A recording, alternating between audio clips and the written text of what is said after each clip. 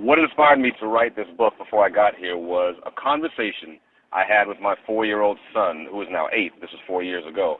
And at that particular time, this day, he was really intrigued by jokes. What made a joke funny? Why do people laugh at jokes? And I was explaining to him about, sometimes it's timing, sometimes it's the button of a joke, sometimes it's because it has a double meaning or a double entendre. So he was 4, and double entendre, I think he liked the way it sounded, the rhythm of the words. So all day long he was trying to find phrases or words that had a double entendre. And later on that evening, he said something about having a dream last night. And he said, hey, Daddy, last night has 2 meanings. It means last night a few nights ago, and last night, the last night before there are no more mornings and no more nights. And I said, wow. It just kind of stopped me for a second, and I pulled the car over, and I said, say that again? And then he elaborated. He said, the last night before there are no more mornings and no more nights, and that's when all the people go up to heaven. It's a double entendre, Daddy. As you can imagine, this tripped me out. This really surprised me.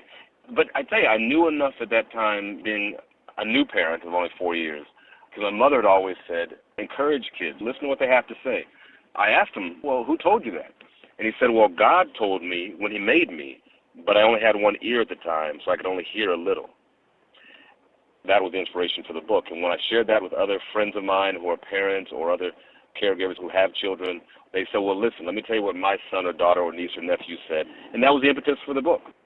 A lot of the stories, by and large, had a common denominator, and that common denominator was that a lot of these children said they chose their families or they chose their parents. I was really amazed by that. Another thing we've realized was most of these remembrances really happened around the age of 4 or 5, sometimes before 2, 3, but not many happened beyond age 6. Because I think at that time, by age 6, you really start to edit yourself and you're really more self-conscious. It's just really fascinating to see what would come out of the mouths of these little people. I allude to the other place in the introduction to the book. And the reason I say other place is because we don't really know what that place is. Many people refer to it as heaven. Many people have different names for it. This book is not under any particular religion or dogma. It is just simply to listen to what children say, because they are definitely connected in a spiritual way to some other place. And that's why I refer to it in that way. Young people and elderly people are more connected to that place than most of us are, because they're closer to the entrance door and the exit door of life.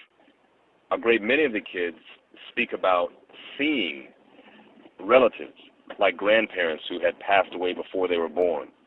And in many of these instances, the parents say they would not have known about the grandparents, had not seen pictures of the grandparents.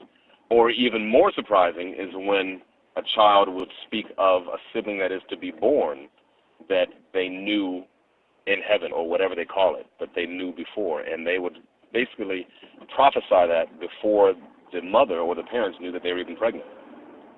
To me, those are the most profound when they speak of relationships in that other place. The main thing I hope readers will get from this book is more of a desire to listen to the souls of their children, or the children around them, to really give them the respect that they deserve.